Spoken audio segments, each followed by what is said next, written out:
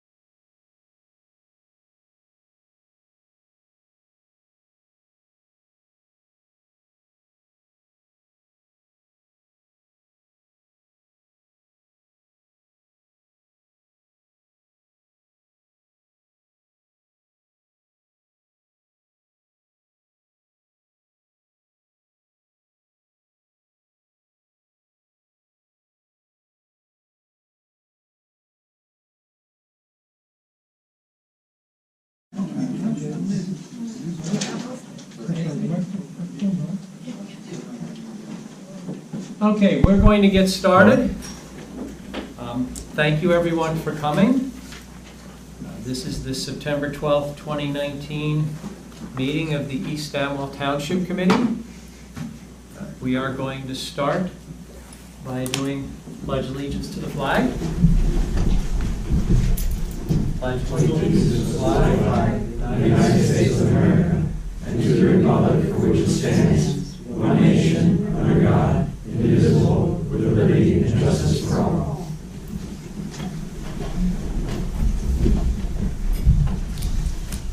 Go ahead, Kristen. Sorry, you won't complain. I don't think you did it already, I believe. That's fine, go ahead. In compliance with the Open Publics Meeting Act, this is a regular scheduled meeting pursuant to the resolution adopted on January 2nd, 2019, with a meeting notice published in the Hunter County Democrat issue of January 10th, 2019. A copy of the agenda was forwarded to the Hunter County Democrat, Time of Trenton, Star Ledger, Courier News, posted on the bulletin board, and filed in the Township Clerk's office on September 10th, 2019. Agenda review. There's an addendum to the agenda that was passed out. So, do you want me to go through all? I don't think so. We can take it as we. Okay. Okay. So I will start with announcements.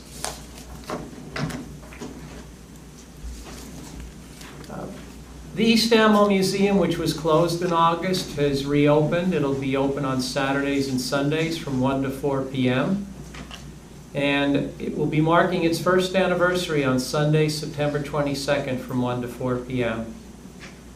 The Hunterdon County Utilities Authority will hold an electronics day on Saturday, September 14th at the county complex on Route 12. Smoke detector recycling is now available at the Hunterdon County Division of Health. Please bring your old smoke detectors to the Health Department Monday through Friday, 8 a.m. to 4:30 p.m. at the Route 12 County Complex, Building 1, 2nd floor. The East Amwell Parks and Recreation Committee will be hosting a community yard sale on Saturday, September 21st. Rain day is Saturday, September 28th. Our municipal offices will be closed on Monday, October 14th in recognition of Columbus Day. The general election will be held on Tuesday, November 5th from 6 a.m. to 8 p.m. with all the East Amwell polls located here in the municipal building. The last day to register to vote is October 15th. Contact Krista for details. Vote by mail ballots will be mailed beginning September 21st, and voters will have the option of voting early in person at the Hunterdon County Clerk's office at 71 Main Street in Flemington. For further information, reach out to the county clerk or the Hunterdon County Board of Elections. The Flemington Area Food Pantry's main fundraiser, the Empty Bowl, will be held this year on Friday, November 8th, 2019 at St. Magdalene's Community Center on Mine Street in Flemington. Lunch will be served from 8 a.m. to 2:30 p.m. Tickets are $30. The site offers easy access and plenty of parking, and a pottery sale to benefit the pantry will also take place. Margaret, do you want to update us? Okay, I'm just going to pass out the latest budget summaries. Not much has changed from last month. We're still holding our own, but we do have a few departments that are getting pretty tight. You can bring up the vice if I know that's in front of you. Oh, sorry.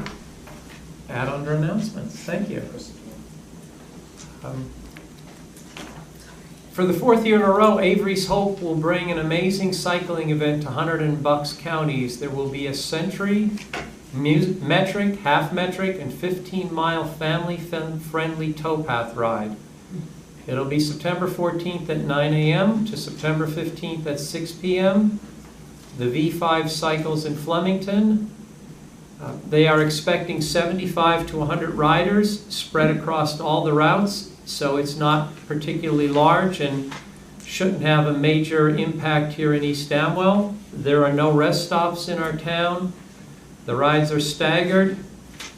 Basically, they're going to hit 579, John Ringo's Road, Rynearson Road, Boss Road, Dunker Church Road, Grabowski Road, and there is, I'm not going to read all of this out, but you can go on the internet if you want more information. Sorry, go ahead. Okay, all right, well, next thing is to introduce ordinance 1917 to provide for the purchase and installation of computer equipment and software upgrades for various departments from capital improvement fund for $15,000. Since Krista took over as our acting clerk, and I took over as mayor, I noticed we were having a lot of issues with our computers. They seem to be crashing. So I asked Krista, why are we having these problems? And she said, well, your computers are over 10 years old. You can use cars for over 10 years. You can't use computers for over 10 years.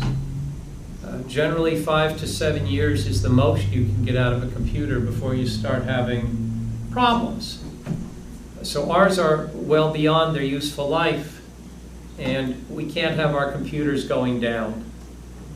It makes it difficult for our employees to do their job, and it also costs us money because we have to reach out to our technician to help get these decrepit computers back up. So we are going to replace our computers. We're going to do it in 2 stages. We're going to allocate $15,000 now and then some additional amount in the not too distant future, and get new computers where we need them, new monitors. We're going to put in place an efficient system so that the employees who take their computers home will function off of a laptop and a dock, so they won't have a PC here. They'll just plug their laptop into a dock, and that will operate their monitor or monitors here.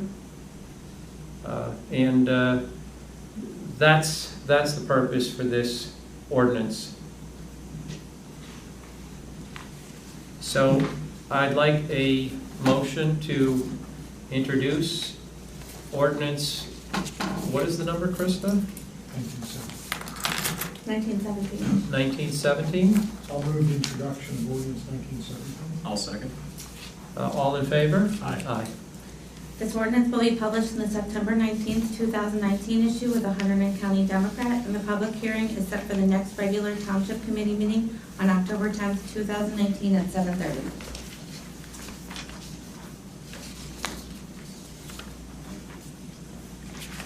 Go ahead, Margaret. The next thing I have is a resolution to cancel capital appropriation ordinance 2015-09 for the stormwater drainage improvements. That was the DEP grant we had. We closed it out. The final bill's getting paid this evening. This was the balance. It's not actual money, it's just an accounting to close it out. Can I, well, this is just a resolution, correct? So Motion. I just need a motion to approve the resolution. Can I have a motion to approve this resolution? I'll move the approval. I'll second. All in favor? Aye. Okay, I have a resolution to release a driveway performance bond for 23 Haynes Road, Block 1, Lot 1. And you have a second one, correct? Should we Yes, do I have a both second together? also for Block 30, Lot 601. I'll move the resolutions. I'll second both All- resolutions. All in favor? Aye. Aye. Okay, we have a resolution authorizing the purchase of a Case International Model 90C Series tractor with factory cab and shoulder mower. I've discussed this before. We have a tractor that is from the early 80s and a mower that is about as old that our DPW is using to mow along our roads. That is a critical function, basically from April through October, keeping the sight triangles clear, and just giving a little bit of a runway of low-cut grass, so if animals are going to run onto the road, you see that in advance.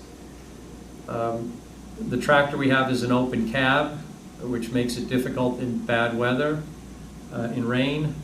It's also hard on the driver, the operator, because it is an open cab, so a lot of what you're cutting is blowing back at you. We decided to allocate capital to get a new closed cab tractor and a new mower, and that's what this resolution is with respect to. Can I have a motion to approve this I'll move the resolution? I'll second. All in favor? Aye. Okay, we have a resolution authorizing the Township of East Amwell to enter into a cooperative pricing agreement.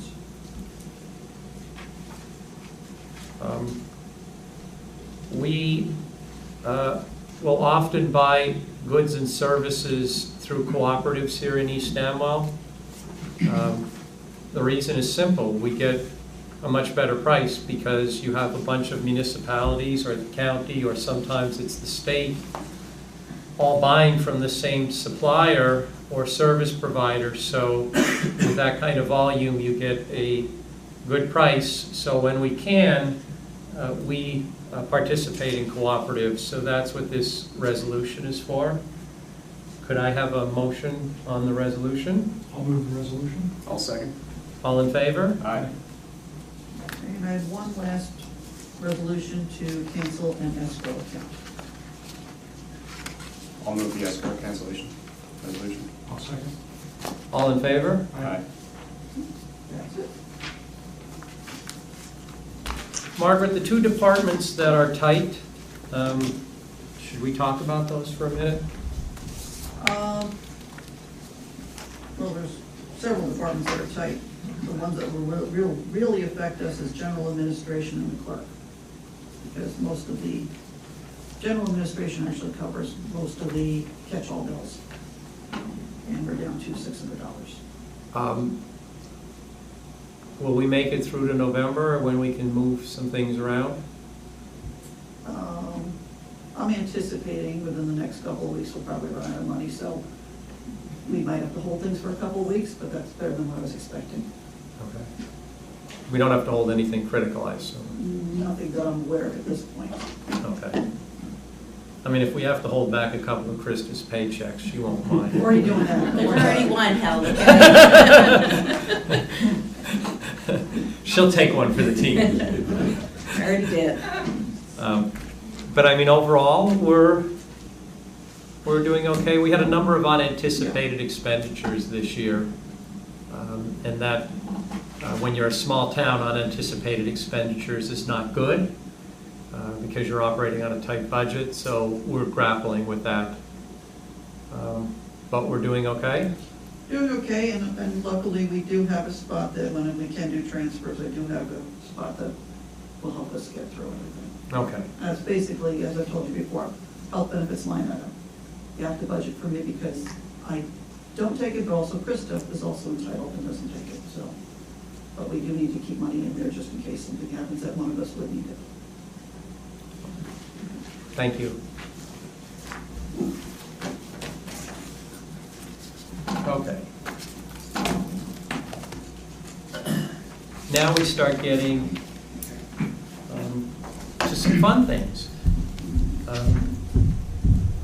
The special discussion section, section 8 of the agenda. We invited two of our youth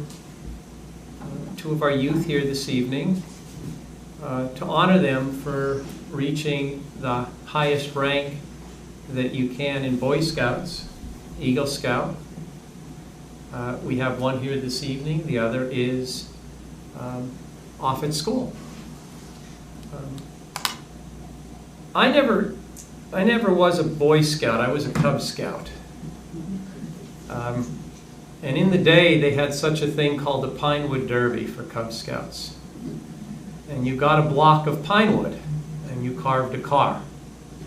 And you put wheels on that car, and you raced it down at that time, and this is 69, you race it down a wooden track. And so I carved my little wooden car, and I take it to the Pinewood Derby, and lo and behold, I make it to the final 2. Now, my last name is Wolf. The competitor, the other person in the final 2's last name was Fox. I kid you not, you can't make this up. So long story short, my car won. And in the paper the next day, the headline was, Wolf beats Fox in Pinewood Derby. I have a lot of trophies over the years for various things, mainly running. Years ago, I got rid of all of them, except my Pinewood Derby trophy. I still have it. Lucas, would you come forward? And I think all 3 of us should go down. We are too short tonight. We are 2 men down. This is a 5-person committee. We have 1 out of town, and the other is having a medical procedure, so normally there would be 5 of us joining you. Tonight there will be 3 of us.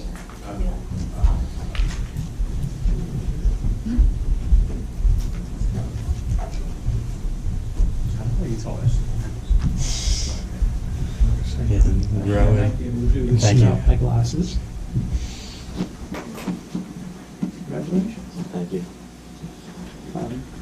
I'd like to read a resolution that I'm going to move that the Township Committee adopt this evening. It's not long, but I think it's worth reading. East Amwell Township Resolution of Recognition. Whereas the Township Committee of the Township of East Amwell recognizes Lucas John Musto for his tremendous accomplishment of achieving the rank of Eagle Scout, Scouting's highest and most prestigious rank, on June 19, 2019.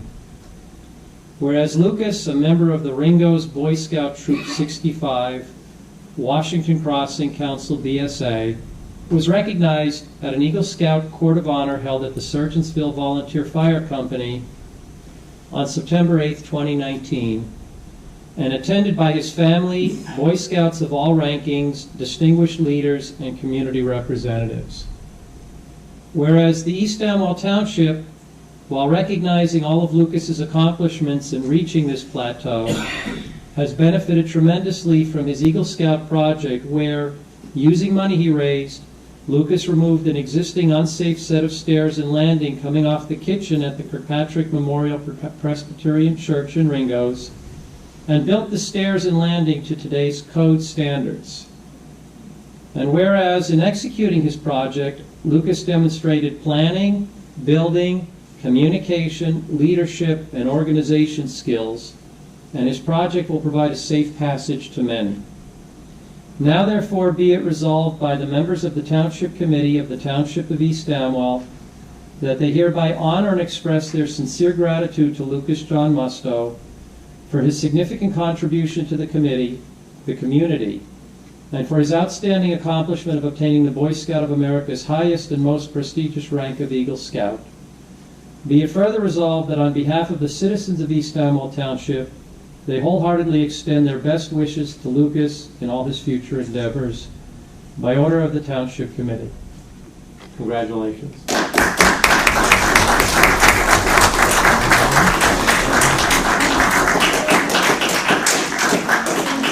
I'll move the resolution. I'll second. All in favor? Aye. Congratulations. Thank you.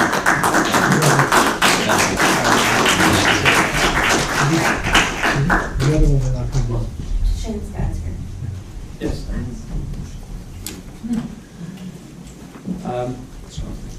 Shane could not be here this evening because he's at school. Would you like to come on behalf? Hi. Okay. East Amwell Township Resolution of Recognition. Whereas the Township Committee of the Township of East Amwell recognizes Shane K. Lorenzoni. Did I get that right? Absolutely. For his tremendous... Wolf is so easy. Yeah. Watch is even easier. Got to remember people that vote for you. Good point. You got me. You got me. I'm speechless. Never happened. All right, so whereas the Township Committee of the Township of East Amwell recognizes Shane K. Lorenzoni for his tremendous accomplishment of achieving the rank of Eagle Scout, Scouting's highest and most prestigious rank, on June 19, 2019. Whereas Shane, as a member of the Ringo's Boy Scout Troop 65, Washington Crossing Council BSA, was recognized at an Eagle Scout Court of Honor held at the Surgeonsville Volunteer Fire Company on September 8, 2019, which was attended by his family, Boy Scouts of all rankings, distinguished leaders, and community representatives. Whereas the East Amwell Township, while recognizing all of Shane's accomplishments in reaching this plateau, has benefited tremendously from his Eagle Scout project where, working with the New Jersey Department of Fish and Wildlife and using money he raised, Shane significantly improved the area at Amwell Lake, located in East Amwell Township, by, among other things, rebuilding the front entrance sign, removing and replacing the split rail fencing in the parking areas, building 5 wooden duck boxes that were placed around the lake, clearing and reestablishing an existing trail behind the lake, constructing a new kiosk, and building 4 benches that were placed around the lake. Whereas in executing this project, Shane demonstrated planning, building, communication, leadership, and organization skills, and his project will provide enjoyment to many. Now therefore be it resolved by the members of the Township Committee of the Township of East Amwell that they hereby honor and express their sincere gratitude to Shane K. Lorenzoni for his significant contribution to the community and for his outstanding accomplishment of obtaining the Boy Scout of America's highest and most prestigious rank of Eagle Scout. And be it further resolved that on behalf of the citizens of East Amwell Township, they wholeheartedly extend their best wishes to Shane in all his future endeavors. By the order of the Township Committee, can I have a motion to approve this I resolution? will move the, I'll second. All in favor? Aye. Congratulations. Thank you very much.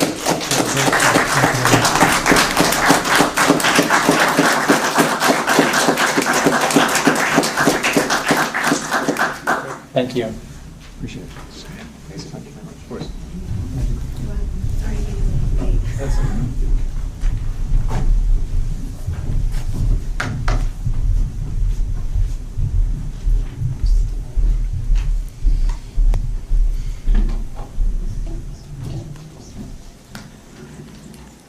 I hope someday when old folks like us are not sitting up here at the kiosk, you guys are.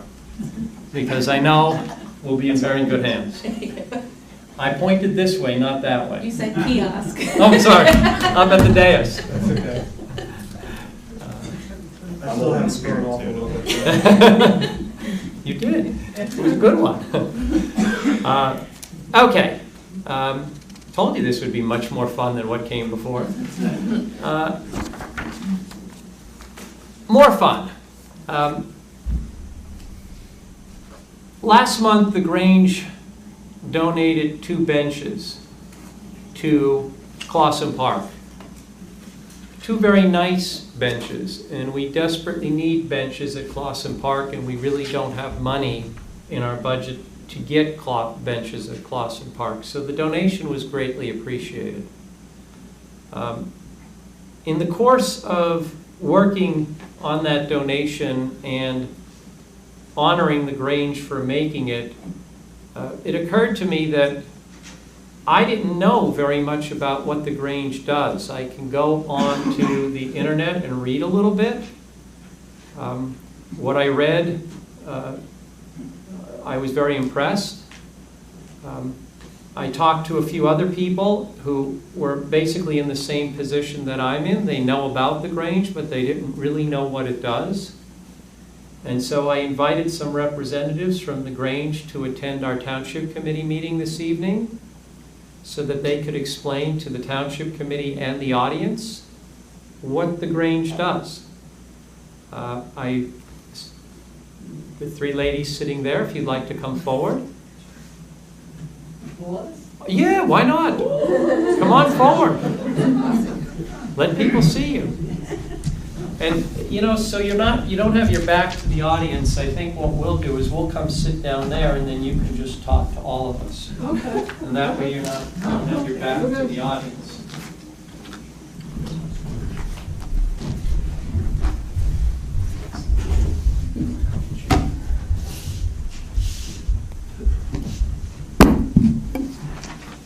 And if you'd like to sit, feel free.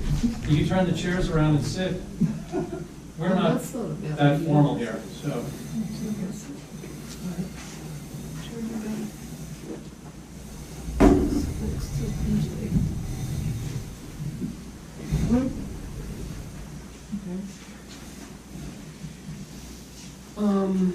Introduce us. Yes, I'll introduce us. I'm Barbara Vadney. Ringo's Grange Hall is right in downtown Ringo's. You may not have noticed it, but it's a white building. It's across from the post office. I'm Barbara Vadney, President. Betty Jane Biache, Secretary. And Charity Ringer, Program Director. and we've been members of the Grange for quite a while. And I wanted to read a basic overview of the National Grange, because it's a national organization. We're local. There's also the State Grange, National Grange, and also a little bit of history of the Ringo's Grange, because it is really fascinating. The Grange is the nation's oldest agricultural organization with grassroots units established in 2,000 local communities in 38 states. And we actually have a national magazine, which is quite good, about the National Grange and different things that are going around the country. It's over 100,000 members, provide service to agriculture in rural areas on a wide variety of issues, including economic development, education, family endeavors, and legislation designed to assure a strong and viable rural America.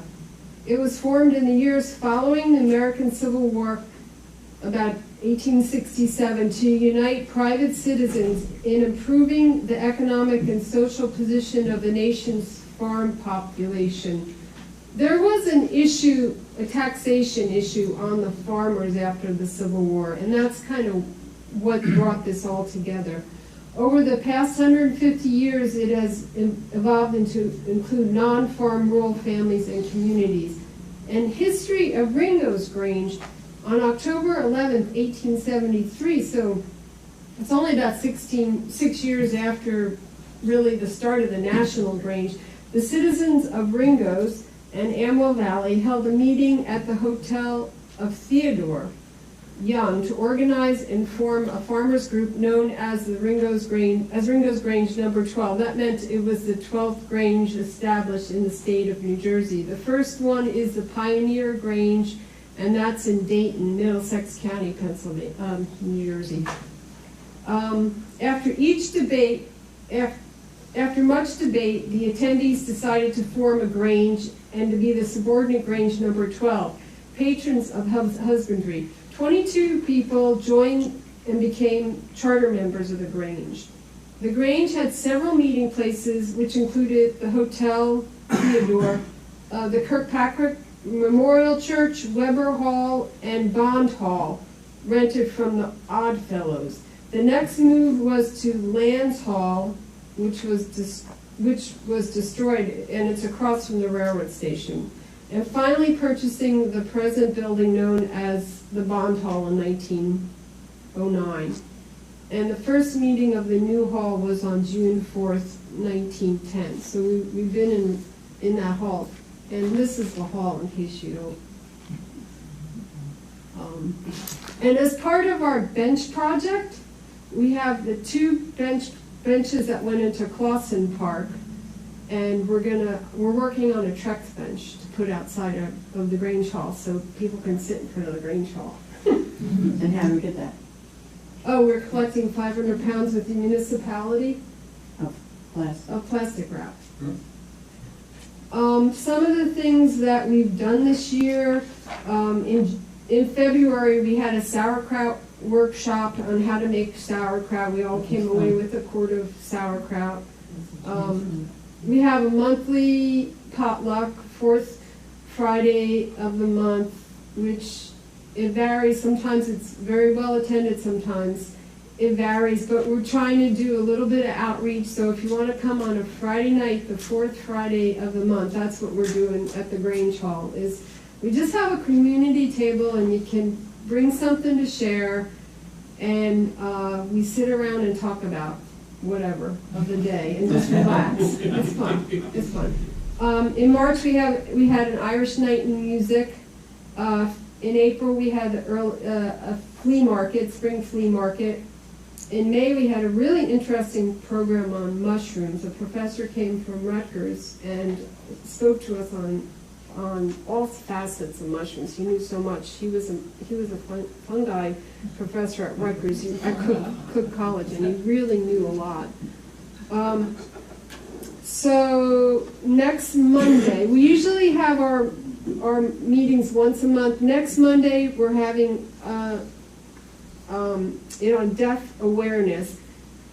And Carol Reed, who's a teacher at Katzenbach School in Ewing, is going to come to the Grange Hall and talk to us about deaf awareness. And Charity organizes all of these things. She does an amazing job of getting all these speakers to come. And so we have a lot of interesting program that goes on, a lot of good discussion. October 13th is our big pumpkin festival, which if you haven't come to it, we recommend you come to it. It's a Sunday afternoon, October 13th. Everything made pumpkin. We have a lot of pumpkins are out in the yard. We have a nice tent set up, and it goes for 4 hours. And we have a flyer, and I was wondering maybe the townships could put it up in the municipal hall. We absolutely could, and if you leave some, we can look it up for people to take. All right. Which is very pretty. And our holiday market is going to be November 9th. And we work on a lot of different things. We have good programs. We try to do community outreach. We do have this resolutions that we work on, and they go to state Grange, and then they go to national Grange. So they're issues that we've worked on in the past.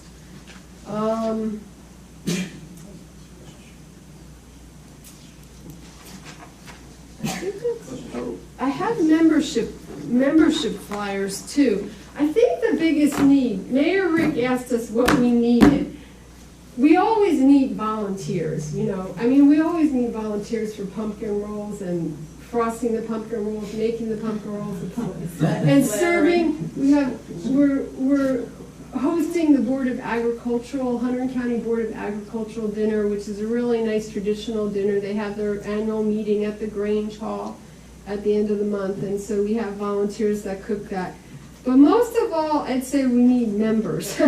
Members would be a great thing to have at the Grange. So I brought flyers, and I don't know if they can go, be here somewhere, but if you want to talk to us about membership, feel free. But I think that's probably the biggest thing we need is membership, really, and volunteers. But how to get the word out to see if people are interested in the Grange, what we work on, just to get the word out on the Grange. So, and I've been a member since like '75, and I remember when Mr. and Mrs. Smith. They were farmers in the area, and they came to our house and invited us to be in the Grange. So you've been a member forever. Well,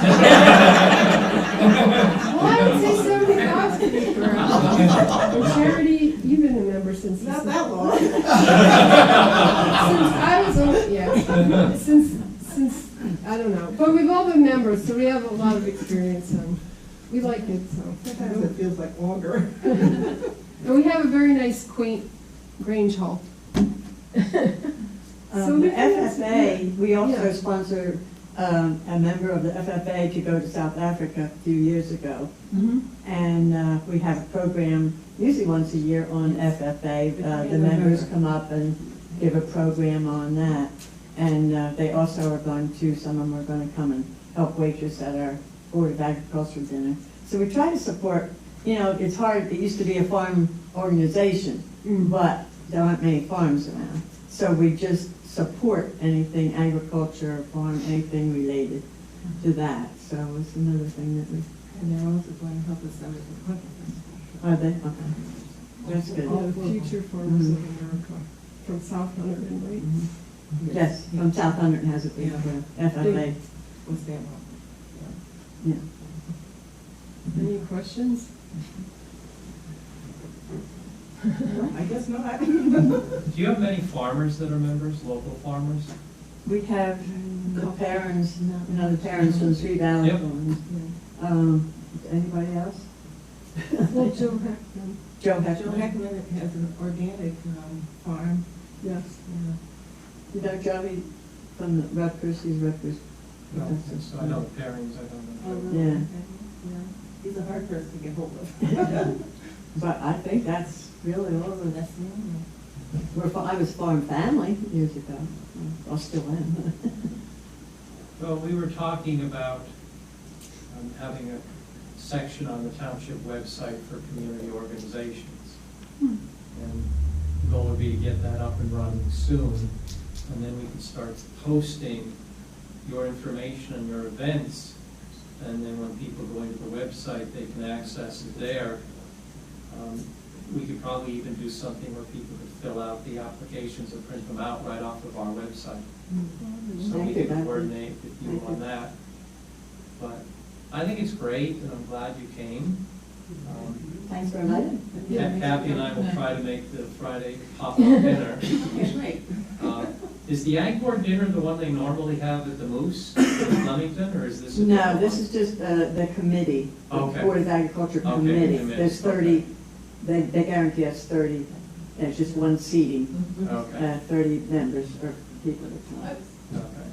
Yeah, it's the Board of Agriculture. Yeah, but it's just a it's just the committees. Thank you for coming. Thank you for Thank you for the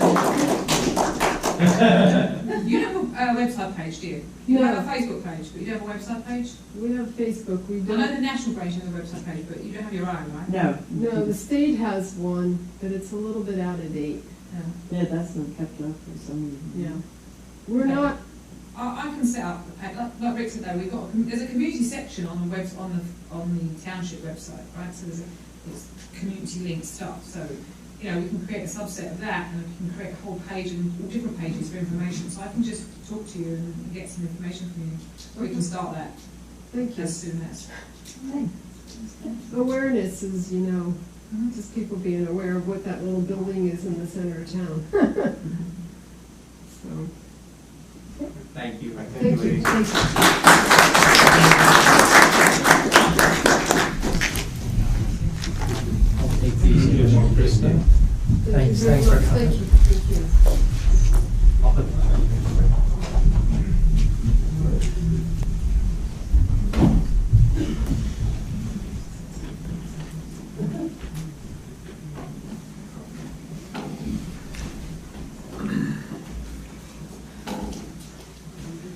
Okay, next on the agenda, I received a letter from Tom Hoffman from the Flemington Raritan First Aid and Rescue Squad that was in response to some discussions we've been having about our own rescue squad. We had some members come to a prior township committee meeting and talk to us about some of the problems that they were encountering. Pete Miller met with our rescue squad to go through that, discuss potential options. Pete reported back to the township committee at a prior meeting.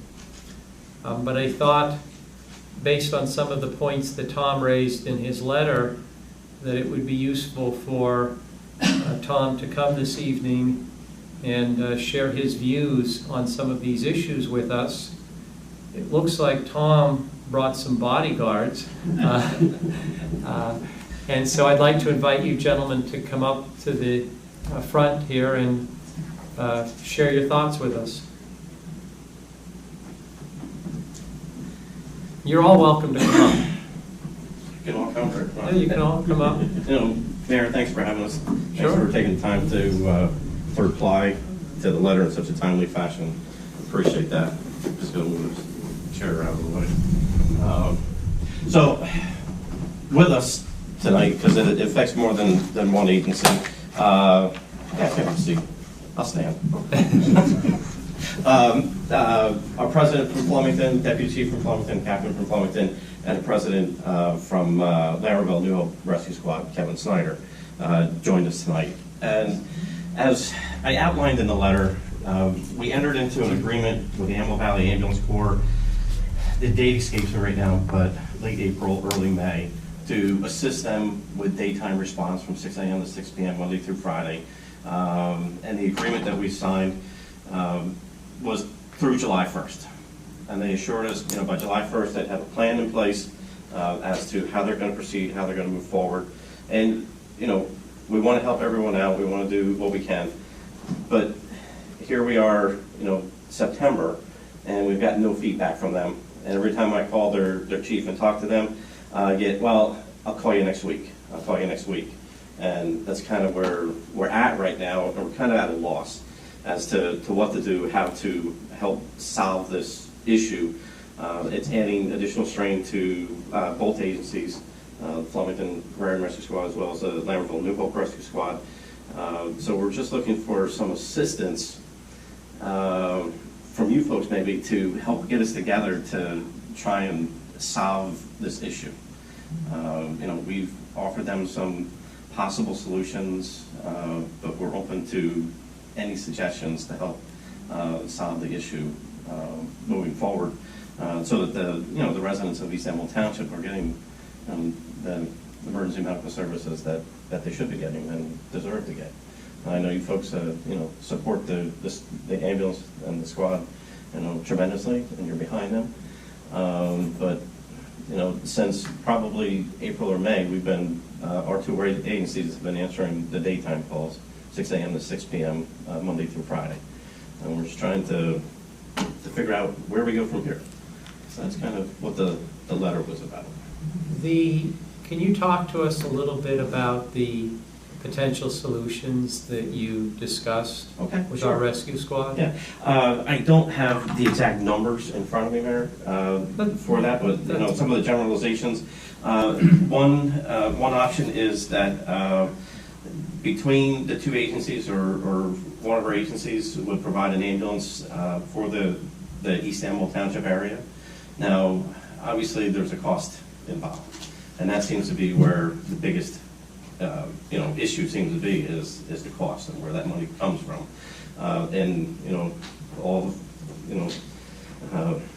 Full disclosure, our two agencies, we bill for service. However, the billing for service does not cover 100% of our expenses. So there is, additional costs. So that's one option.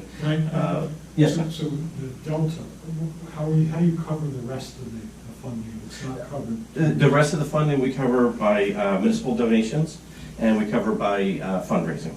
And also we do a yearly fund drive from the residents in the areas that we serve. That's how we cover the additional differences between that. And just real brief on the billing, because there's a lot of misconceptions about billing and EMS services. And if anybody has ever gotten a bill from an ambulance, and especially in Hunterdon County or New Jersey, you get a certain amount you get a bill, wherever the bill is, the insurance companies usually pay a percentage of that, and it's usually like 25 to 30% of that bill. Most of our agencies, I know our agency and Laravel New Hope, we take whatever the insurance company gives us, and we don't pursue the additional amount of that bill. And I know there's a lot of misconceptions that, we're getting this great big bill and it's going to be a hardship on the people, and that's not the way our agencies operate. I can't speak to other agencies, but we don't operate that with the billing aspect. Do you use a third-party billing agency? Yes, sir, we do. We do. And you guys do too, right, Kevin? Yes, we use a third-party billing agency that does the billing for us. We don't take anybody to collections. We're required by law to send you 3 bills. So you'll get 3 bills from us, whether you pay them or not. You get 3 bills. That's the billing requirement from Medicare. Everyone's treated the same, and we can't decide who we bill and who we don't bill. Everybody gets billed. If I go for riding an ambulance, I'm getting a bill. So, that doesn't matter either with that aspect of it, as far as the billing. So that was one option that we presented to them. And we gave them facts and figures of the cost that would be involved in that. And I can give that information to you folks, I just don't have it. That would be great if we can with get me that. tonight. That'd be I great. can provide that to you. Another option was to consider some type of regionalization of services for, the southern part of Hunterdon County, if you will, Raritan Township, Delaware Township, East Amwell Township, West Amwell Township, Lambertville, Stockton, those areas, kind of a regionalization, and some of the details that had to be sat down and worked out, or an outright merger or takeover. Merger is probably a better term, of the Amwell Valley Ambulance Corps, either with Lambertville Rescue Squad or Flemington Raritan Rescue Squad. And then we can pool our resources and probably provide, maybe even a more robust service to the citizens. So they were some of the options that we presented. They took those options and said, okay, we'll evaluate those and get back to you. And here we are, 4 or 5 months later, and I'm feeling a little at a loss because I'm not getting any feedback from them. And every time I reach out to them, like I say, oh, yeah, I meant to call you. There's something coming up. I'll get back to you next week. And it's just been going on and on and on. So we're just trying to look for some assistance and guidance on, how to forge ahead. Go ahead. I was going to say, in the absence of the agreement, is there a county obligation for mutual aid, or how does that work in terms of? Well, there's absolutely no obligation. After that agreement expired, there's no obligation. However, it's wrong for us, and we've discussed it with Lambertville, it's wrong for us not to continue to assist and provide service. So we have been, even since July 1st, when the agreement expired, we still have been providing the service just like it was before. Assisting out during the daytime calls. Do we have a legal obligation? I don't think so. Do we have a moral or ethical obligation? Yeah, I think we do. And that's why we've been continuing with that. And there are mutual aid agreements in place throughout the county with different agencies.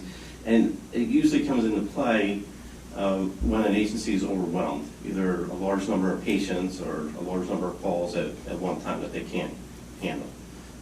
So that's when the mutual aid agreements usually come into play. If you had the unilateral ability to decide how to deal with this, and taking into account the fact that we're a small town with not unlimited resources, which of the alternatives would you choose? I can't honestly answer that right now because I don't know the finances, the financial support that the agency is getting and how that would affect us or how that would involve us, honestly. By support, you mean what they raise through What they fundraisers raise and what through- they get from us? Yes, sir. Yes. I mean, from us, they get now 20, 21, if Margaret were here, I'd know. I think it might be a little more than that, but it's somewhere in the 20s, maybe the Okay. low to mid-20s they get from us. All right. I think they have a pretty high participation rate in terms of the fundraising in East Amwell. What that equates to in dollars, I don't know. Right. But I'm sure we could get you that information, or we could encourage them to provide you with that information. It shouldn't be secret. Okay. I mean, I would think we should be able to get that information, so. If you're giving them money, they're required to provide you with an audit. So in that audit, that information would be there. And Okay. since they're providing you an audit, that actually then becomes public record. Okay, but Krista, we don't So- have that information now, do we? I didn't think so, because I Yeah. don't remember seeing it. Right, you may Okay, have- well, we will work with them because, 25,000. 25, Okay. because there's going to have to be full disclosure here, so we can figure out the best way to address this. Right.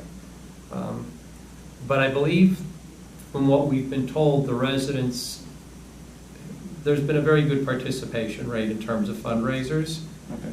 And it may be that even more could be done and get even a higher participation rate. But What ideally, excuse me, No, what go ahead. ideally would work for your town and your folks is to get more participation and members with the ambulance and the rescue squad. However, we've seen, I've been involved in emergency services in Hardin County since the mid-'80s, and I've seen a gradual decline of the volunteers, throughout. Why do you think that is? Just as the range just said, anything volunteers hurting really, Yeah, really bad. yeah. It's just a change. look, it's hitting us. I mean, we Right. can't fill our committees. It's Can't- hard to get Can't vote in volunteers. your committees. If you look at and I live in Raritan Township, so, my tax base is a little bit different than East Amwell Township. But you look at the cost of living for Hunterdon County, in general, you look at a lot of two-family incomes. There's so many reasons we could go as to why. Some people, like Kevin's saying, people just don't care to volunteer much anymore, for whatever reason. I know that the Grange is being affected by membership, as well as other volunteer agencies. And there's a lot of activities that people are involved in and doing.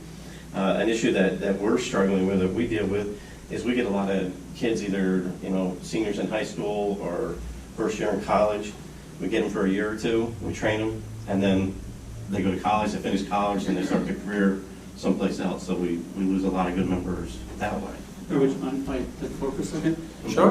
Again, Kevin Snyder from Lionelville, president, past chief, involved with Tom. Tom was a paramedic, young paramedic when I was a young EMT. So we've worked together. Patrick, the squad chief, was an officer of mine for years too, so we all know all the players involved. Just a little background for us. We started our paid day staff in 1985, 82. Okay. How long ago Do was you have paid day staff? we do, and How we. about- We have, our scheduling is a little bit different than the rest of the world.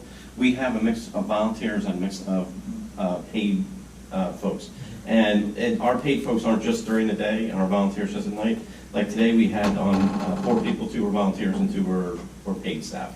Right now, I think we have 1 paid and 1 volunteer on. But our model We kind of mix it, started but our models as are similar. weekday, but as volunteers declined, it's now become a very similar model. In fact, it's more career, we've termed a career staff now, because that's probably 95% of our ambulance crews are paid staff at this Can I point. ask, what's the pay? Is it a salary? Is it an hourly? It's usually hourly, yeah, Hourly, and depending on, there's variety of full-time, per diem. Can you share, what's an average?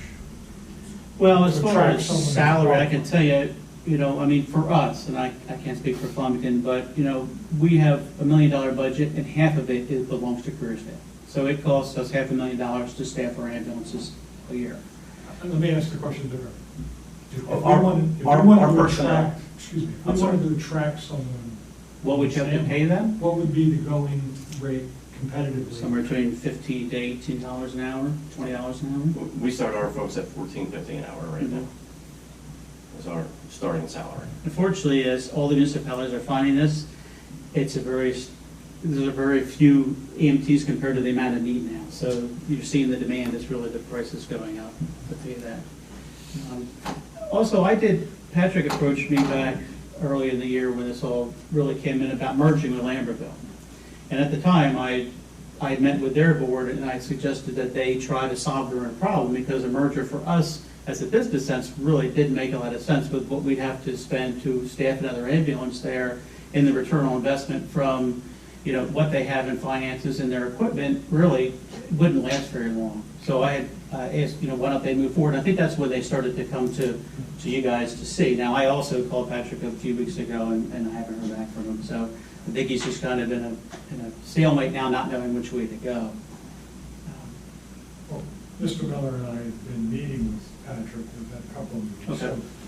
So, unless we have more questions, I'd like to suggest the 2 chiefs. Is that your title, chiefs? I'm chief, yes. Chief and chief? President, past chief, but it's fine. Mr. Miller and I All the above. and Chief Eckert, the 5 of us just get together. That's a great idea, sure. Yeah. And really start making this move. And I'll commit to getting the meeting set up. Would you prefer it here with Would it be reasonable to do it at our squad? I'm fine with that. That's more centralized, that's fine. Yeah. Absolutely, that would be a great start. Could you leave your contact information with our? Absolutely, sure. And then I'll reach out to you. And unfortunately, I speak for Lambertville, one of our biggest concerns is we cover New Hope and Salisbury as well. We do both dual states. So when we have an ambulance that pulls to go way up the north end of East Amwell, we're lacking that, and they're expecting us to be there as well. So just not enough resources.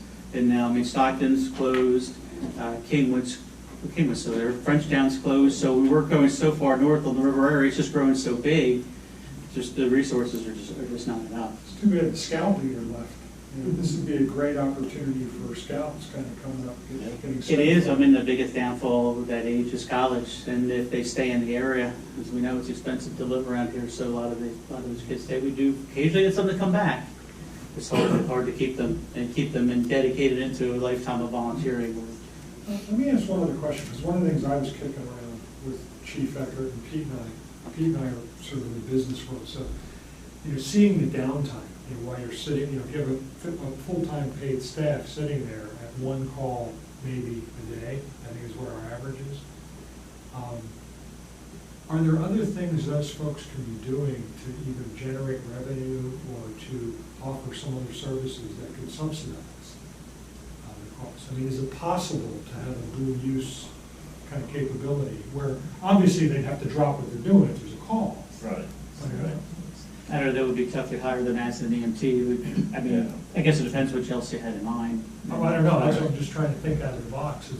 Is there any sort of services that are sort of adjacent services? When we first started, our day crew, they were taking care of the building, mowing the grass and all that, but it got to be almost impossible to do both tasks and be able to respond in a realistic amount of time. They come in, weed whacking, all covered in grass, they can't go on a spot call. So, we kind of pulled away now that their jobs are focused around the ambulances, equipment, first aid supplies, things like that. Staffing anymore, it's becoming more of a staffing issue.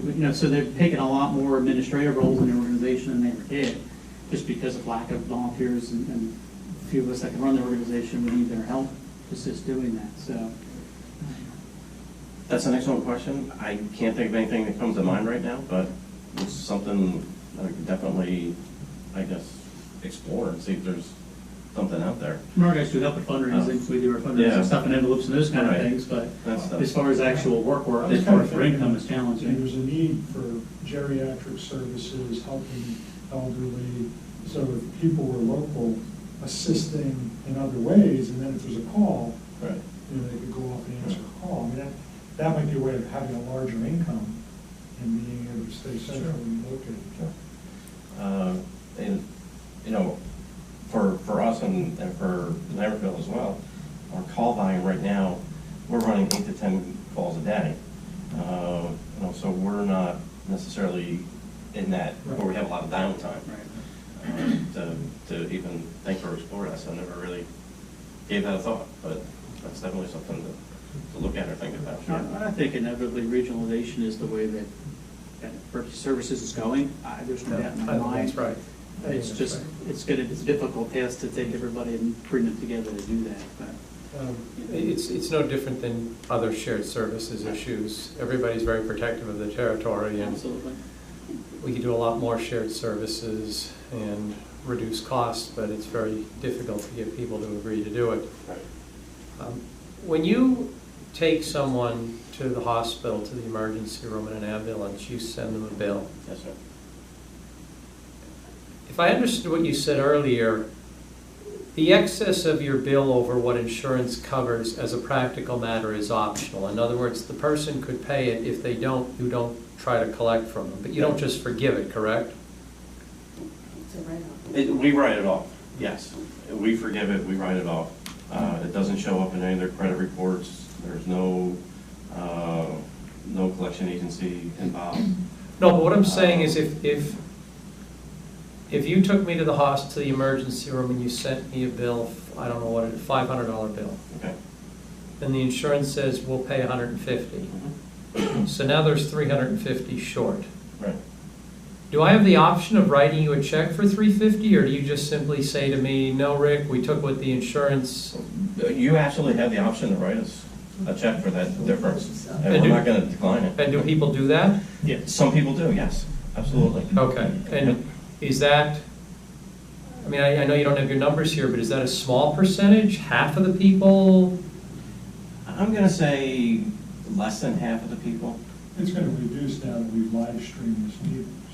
Well, true. And it's kind of a known fact. So, yeah, I'm gonna say probably less than half of the people actually do that. We've had people call and want to make payment arrangements to pay off that extra stuff. And, you know, obviously, we're not gonna turn the money down. If you have insurance, most of the insurance companies will pay for emergency, but Medicare, Medicaid, that's where they're very limited on what they're paying. Right. So that's really where the problem comes in. Any second, third-party payers, that's really confusing and convoluted. But, you know, if you have a good solid insurance, usually they will cover anything once. Usually, not always, but usually. And do you have a good participation rate in your relevant communities with your fundraiser? Your fundraising activities? We have a decent participation. It's declined over the past few years. But yes, we still have a pretty decent participation with the fundraiser. Yeah, I know. I mean, I've been told that our participation rate in East Amwell is good, but I don't know what that means. I'd like to get my arms around that a little bit better too. I But, think something too is the cost of business has changed so dramatically. You know, we didn't have payroll, health insurance, workers' comp concerns, any of those issues. You know, your expenses were your equipment and supplies. Everybody volunteered. It's a whole different story now that you truly have business expenses. It's a whole different world now. well, plus, as I understand it, there are no rules that require you to turn over your supplies, and so you wind up getting rid of what might otherwise be good supplies because they've gone past a certain date. Oh, gosh, yeah, expiration dates, Yeah. yes. Yeah, but I mean, and these aren't long expiration dates apparently. Yeah, some of the stuff is short expiration dates. Some of the Yeah. medications. And one of the big things is the epinephrine auto injectors are like an 18-month expiration date from the time you get them. Expensive. If you're not using them, and they're extremely expensive. Yeah, I know, Karen. Okay.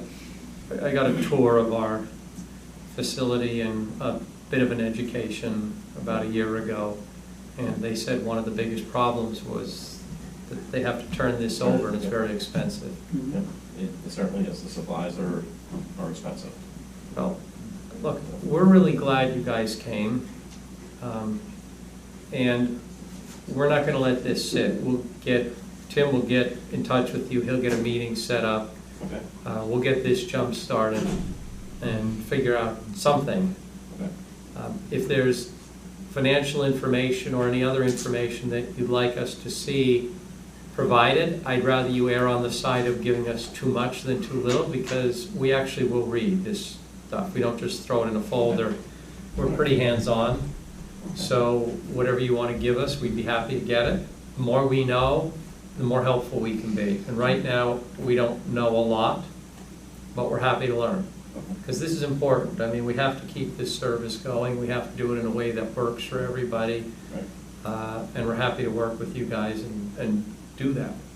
And it really is, municipalities really do decide what happens in your local. So no matter what, you ultimately have to say of what happens. So we want to make sure everybody's aware, you're aware of the situation and well educated on what the options are. I would appreciate it. What's the relationship with your respective fire companies? Is it just arm's length? They do their thing, you do your thing? Is there? For the most part, yeah. Yeah, we have a decent working relationship with Farmington Borough and Raritan Township Fire Company, but we're two separate entities, operate totally separately. Same with us. I mean, we serve about 6 different fire departments areas, and yeah, we're our own entity totally. Lambertville has the fire commission, but we're not part of that Are whatsoever. they challenged with the same volunteer? Oh, basis? absolutely. Yep, they certainly are. Yeah, Lambertville Fire just went to mostly paid, Yeah, paid program out too. they're paid 16 hours a day, Lambertville Fire. Mhm. And the other agencies, volunteer agencies around here are suffering. Fire companies, rescue squads, all of them are suffering, are hurting. I can send you, over the weekend, I'll send you the proposal of what we sent to them back in the spring with the financials aspect of it, and you can review that. If you have any questions, by all means, reach out to Probably us. the same thing. And we look forward to working with you folks to try to resolve this issue. Great, I'll get for that everybody. meeting set up as soon as Okay. possible. All right, super, very good. Folks? I greatly appreciate you guys coming. This was short notice, and I'm sure you had other things you could be doing tonight, but I really appreciate you coming and spending some time with us. It was very much worth it. Well, to me, anyhow, it's important. Even though I don't live in East Amwell Township, I still think the citizens of East Amwell Township deserve, the proper response. And your agency has been doing a wonderful job for a number of years, and we all need assistance every now and then. We're just looking to see what we can do to make, the agency successful, or at least have the service provided in the town. And I think you raise a good point. I mean, the residents sort of have an obligation to understand this, because we have an expectation. Sure. People sit in their house, they Right. have an issue, you dial 911, and we have an expectation of Absolutely. law enforcement, fire, in our rural community here. We really sort of, those expectations are not necessarily matched with capability. Right. You should think about moving to East Amwell. It's a nice community. You know what, I live a half a mile into our township, and I've thought about crossing the line a couple of times. We have a very good school and Yep. nice And I live a mile into people. West Amwell, so I'm on the other side of it. My kids, well, my son's here, he's our deputy chief. My kids are out of school now and moved on, but, it is a nice community. Like I said, I grew up in Hunterdon County, and East Amwell has always been a very nice community. But folks, thank you for your time. Thank you for Your coming. participation. Appreciate it. Take care. And we'll get that information off to you. Thank you for Thank you. everything you do. They Thank you. deserve a hand.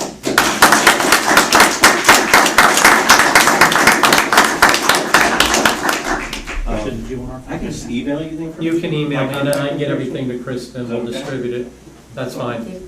All right, I'll email along with the financial stuff. Yeah, that's fine. All my contact information, everything. So, okay. Thank you, folks. Thank you. Okay. I'm going to just flip something, because we have someone here tonight to be interviewed, and I don't want to keep them waiting while we deal with matters that don't involve live human beings. So why don't we jump to F, and we'll come back to E. We have here this evening someone that I know, I think Tim knows as well, Mike McGuire, and his father. They own the post office building. They were very helpful in getting our library back. They worked with us in a number of respects to help the freeholders make this happen. And that's how Tim and I got to know Mike and his father. They own other properties in East Amwell. They have a strong interest in this area. And so we reached out to see if they would be interested in joining our Ringo's Village Advisory Committee, because we wanted a combination of people who live in the village and people who have business operations in the village. In other words, people who have real skin in the game with respect to the village. As you know, our village is in somewhat of a state of decline. We have a number of houses that are essentially crumbling. Some of those because they're tied up in litigation. Mark Castellano, my running mate, and I went door knocking in the village a couple of weekends ago, and we were surprised how many unoccupied houses we encountered. Not houses that were dilapidated by any means. They were perfectly fine, but they weren't occupied. We also were a bit surprised at how many people said that they've lived in the village for 20 or 30 years, but are thinking about leaving because of the traffic situation and just because of the general decline in the village. And so we really do need to do something to turn the village around. I've made some phone calls over the last few weeks to talk to some people who have some expertise on these sorts of things to try to get some guidance and suggestions. But what we'd really like to do is get our Ringo's Village Advisory Committee up and running so that that committee can take the lead on these issues, so that the people who have the real skin in the game can be taking a very active role in this. I think we're close to getting that committee staffed, and staffed with good people. Chris has taken the lead on that, and he's really been out there literally knocking on people's doors, letting them know about this, handing out flyers. But again, as the last group mentioned, it's not easy to get volunteers. We have a real opportunity because Mike and his father are very successful business people. And so we felt that they could really bring something to the table here. And we were very appreciative of the fact that they would consider participating on this committee because they're quite busy with their own business endeavors. So we asked Mike to come in this evening because we always interview people before we appoint them to a committee. The public, because we live stream this, can see who we're appointing to committees. So Mike, if you'd like to come up to the desk and we can chat a little bit.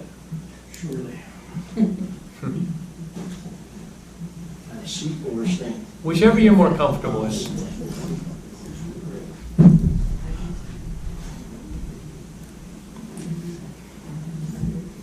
By the way, your neighbors, or your I know, I was going to give my card. Fire away. Like, as you know, I met Tim first when we started the library endeavor to bring the library back, which was successful, and I met Rick at the grand opening.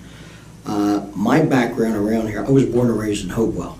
This is my old stomping grounds when I was 17 and 18 years old, when you had nothing to do, drive around the hills, and this was all years later. Never would have thought we would have been purchasing the properties we have around here.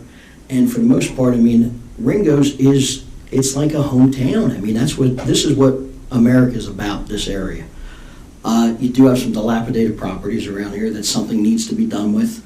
I mean, as Rick knows too, my dad and I were up at that tax auction trying to buy 1114 Old York Road, and the bankers, the hold up with these things. They want to hold on to them, they want to get top dollar. Well, we all do, but reality is that it's a year later and the blight is still in the community. So you have another house that's unoccupied, which is another house that doesn't have individuals benefit, or the town not benefit from having the extra people in the town, whether they're going to Ma's Diner, Amwell Diner, or all the little services and stuff. The town needs a little bit of a rebirth, but it's a process that naturally is going to take some time. Chris and I really haven't met. We've talked enough on the phone, but it takes ideas from a lot of different angles and to come up with something collectively to move forward with and put a plan together and try to see what we can do. It is a great little town now. It's like Mayberry, you know? I mean, it really is. I mean, people still don't lock their doors and keep the keys in the car, which shocks me, because where we're at, right now I'm in Yardville, New Jersey, right outside of Allentown, and it's the opposite in a lot of respects, you know? But I think it's got endless possibilities. As you know, we own the complex where the post office, it's the focal point of the town for the most part. I mean, it's the point of Ringo's right there. Between that, we purchased the bank, which we have some plans going in front of the town, and we're trying to address some parking issues with the center first, because the center is probably the most active part of the town, especially in daytime with the people at the tracks. But I don't know, like anything else, I'd like the opportunity to put my 2 cents in and see what we can do with this thing. You have some other individuals already signed up or no? We have one. There was supposed to be another one tonight. I don't know if she's here. The neighbor at the house behind us was part of it too. He's With Jim. We got him appointed Jim's a on. couple months ago, yeah. He's the neighbor at the back property we own, but like anything else, it takes ideas from a couple different walks of life to collectively come up with something good.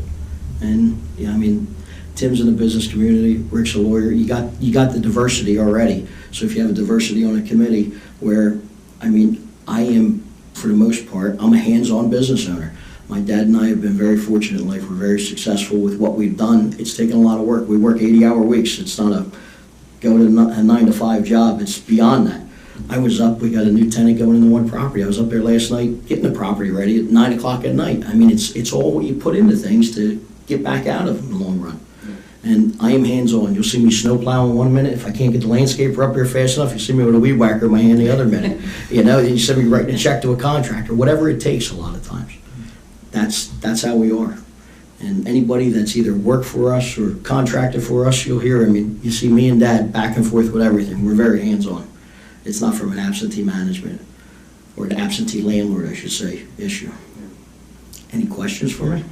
I would just say, Mike, I appreciate your philosophy, and I'm really glad that you're interested in doing this. I think we can really make some good things happen. I do too. I thank you for the opportunity. Of course, thank you.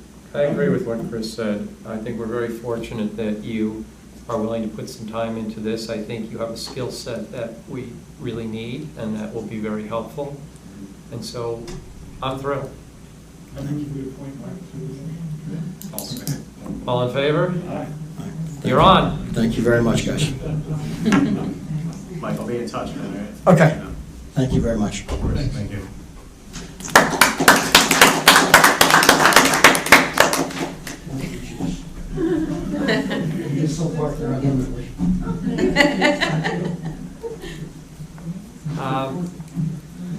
Okay. A couple of other things. The next item on the agenda is an update on the helistop at the Ridge at Backbrook. By now, most of you understand the situation. The Ridge at Backbrook is a local golf course. They went to New Jersey to get a permit to land helicopters on the golf course, basically to bring members in and out by helicopter. The township fought that vigorously. It's an environmentally sensitive area. There's a horse trail that circumvents it.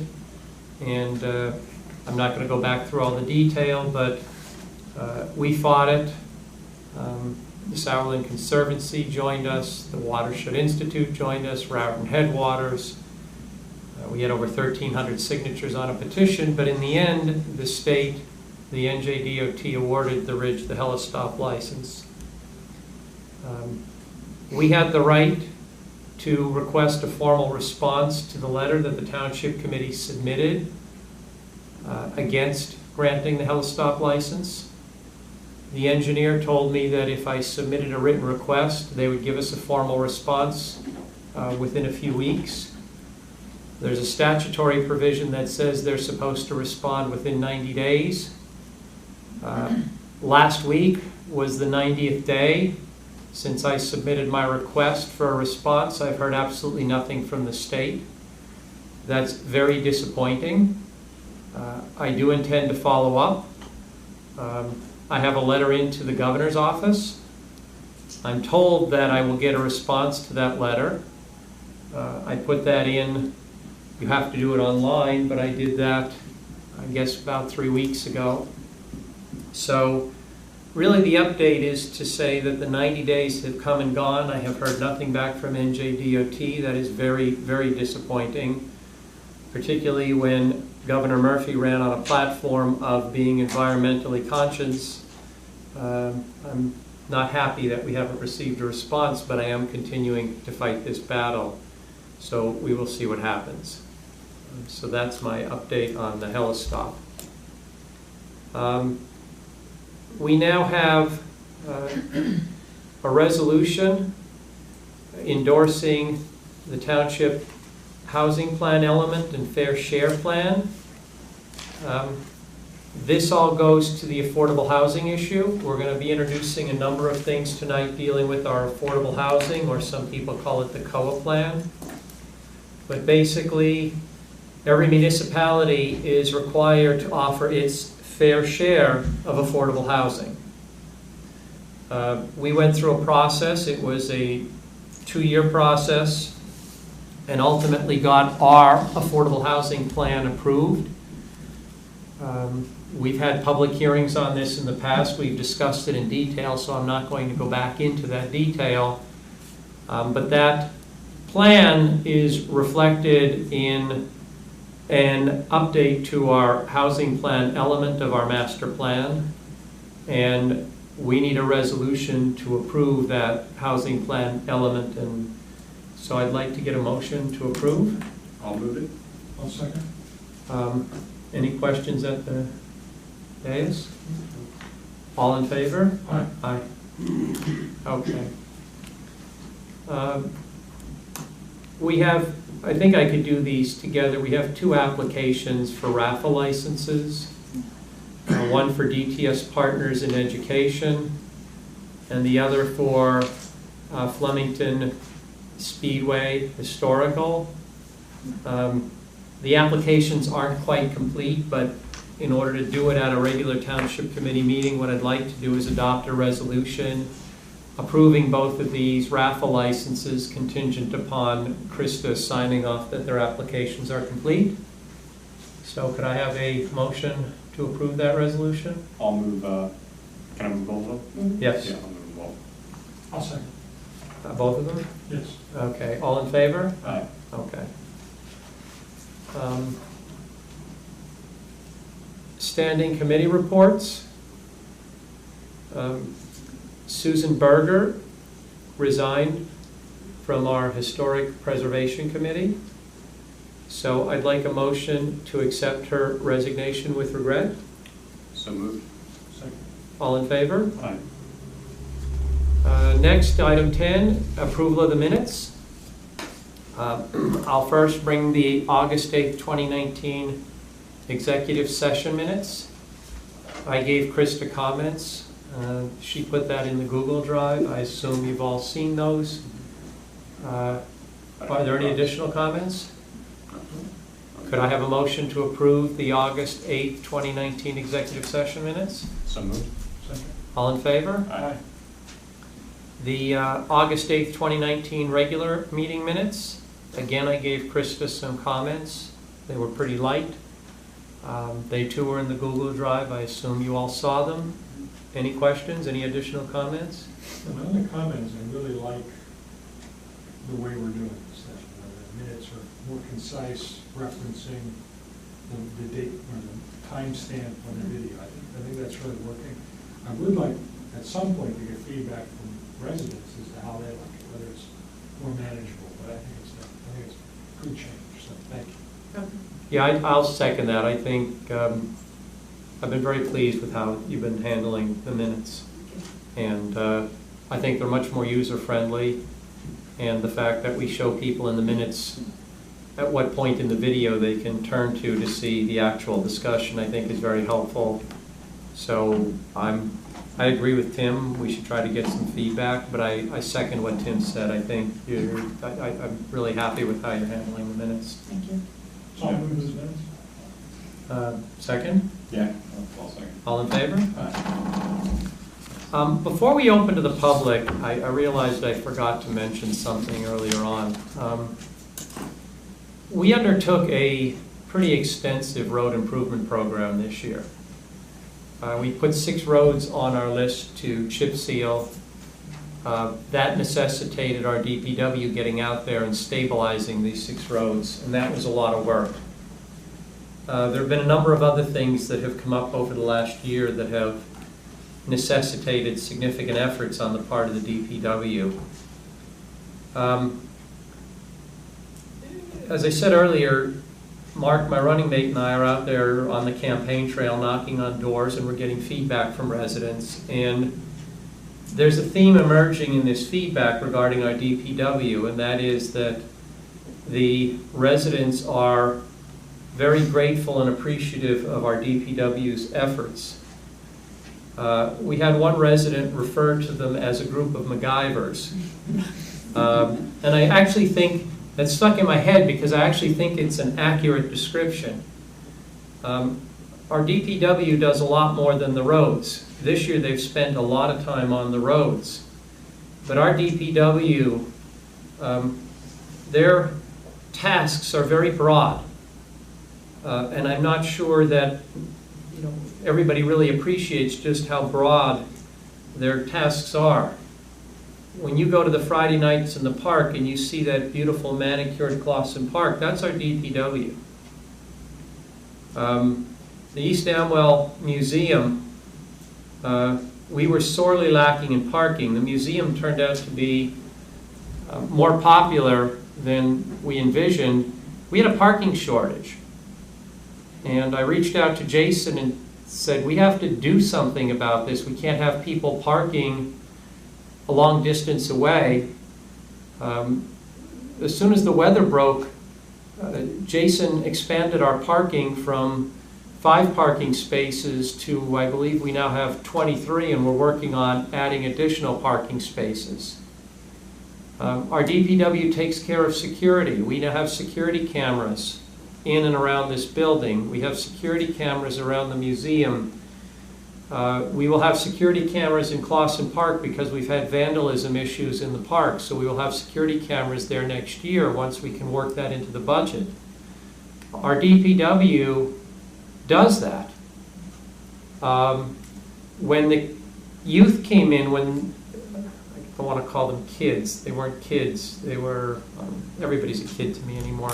When a number of young people came into the township 2 months ago asking for a soccer net and a volleyball net, our rec committee within a week and a half had the soccer net. Our DPW put that net together and installed it. They do a lot. And I'm not sure, well, I'm not going to say I'm not sure. I certainly didn't appreciate that until really the last year. When you start getting really, really involved in the township, which you do as a deputy mayor or as a mayor, you see things, and I think our DPW really deserves a pat on the back. They've been doing a great job, and I'm really happy that the residents are acknowledging that. And I just wanted to get it on the record, and I think you had wanted to say something as well. Yeah, I just want to reinforce the fact that these road projects, if you really think about it in terms of previous years, the amount of miles and roads that were undertaken in 1 year to both plan it, to do all the prep work, which was a lot of work for the DPW to do, because we didn't want to chip seal roads that weren't stabilized. So they had to go out in front of it, stabilize it. We had to deal with the timing of weather, getting it all done. So it's really a tremendous effort on everyone's part to get this accomplished this year. And I think it sets a bar that we now know that we can take on these kinds of projects and do them. So my hat's off to Jason and the team for really leading this and working with some good vendors. Our engineer really stepped up his game. The contractors that were used. If you drive down the roads, the 6 roads, and you go down Ridge Road, it's just really good quality work. I really kept an eye on them. I went driving up and down each road every time they were working on them just to get my own sense. And it's like anything else in life. If you actually touch it and see it, you really get a feel for whether they're doing a good job or not. They did an outstanding job. So I just think it was really a tremendous effort, a big lift, and they succeeded, frankly, beyond my expectations. I was worried about timing, contractor issues, problems. Rick knows I would send notes. Are we okay? Are we going to be late? And it all worked out. So it was just a terrific job, and again, I can't compliment them enough. And then we asked Jason to join our planning board because he had a skill set that we thought was really lacking on the planning board. He has 2 young kids, and there are lots of other things he could be doing, and being on our planning board, particularly now, given the volume of applications we're getting, is not an easy task. And he agreed. And he's now actually even on a subcommittee on a particular application.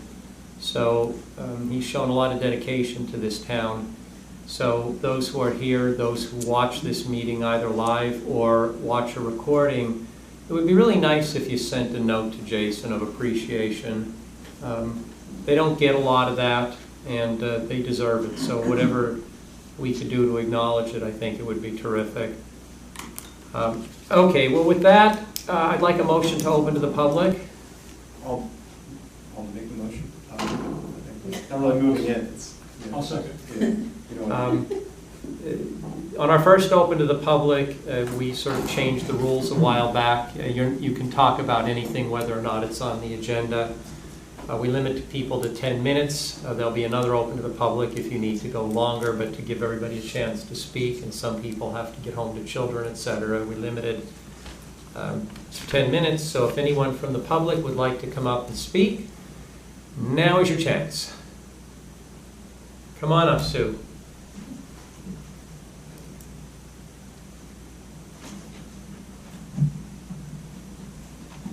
Very stiff from sitting for a while. You can stand or sit, whatever you're more First of all, comfortable. it would be better if I stood. Okay. First of all, I would just like to say that Cider Mill Road is beautiful now that they paved it, or did, stoned and whatever they did to it. Gypsy. And every time I go up the road and the crew is up there, they all have the same color shirts on. They're all polite. They all wave to you. I mean, they are the nicest bunch of guys that I think have ever been on the road crew. Nice guys. Okay, now, you keep talking and you make my list longer. How long? I've been known to keep talking, Sue. I know. How long do you keep those videos? Because when I read Krista's minutes, she doesn't use names or who said what. And what happens when in 3 or 4 years somebody says, geez, you know, that was discussed? Well, you have to go back to the video. How long do you keep those videos? Well, remember, we have the audio and the video. The audio, we keep, what is the New Jersey requirement? It's a long time to keep the audio. The video, we're working our way through the video, Sue, to be honest with you. This is new to us. Well, I don't want you to use my 10 minutes, okay? Okay, then I'll take that off. That's okay. Allison, do we have any sense how long we're going to keep the videos? Keep them as long as you like. They should always stay on YouTube, right? They would be So on it YouTube. may be, the answer may be perpetual, Sue. That's okay, but, you know, listening to it on a tape, you can't tell who says what. That's why we went to the video. Okay, I like that. Okay, another thing. I did notice, this is a criticism, kind of, That's all right. that you always, something, all in favor, aye. You never say opposed. I've never asked if anybody opposed. Because they all said aye, so there's no need to ask for opposed. Yeah, but, you know, right now, there's only 3 of you, but how about when there's 5 of you? You don't, it's just a comment, Okay. just a comment. And I hate to correct you again, John Ringo Road. It doesn't have an S on it. Ringo's is the village. John Ringo Road. Thank Okay? you. Okay, now, we'll get back to business.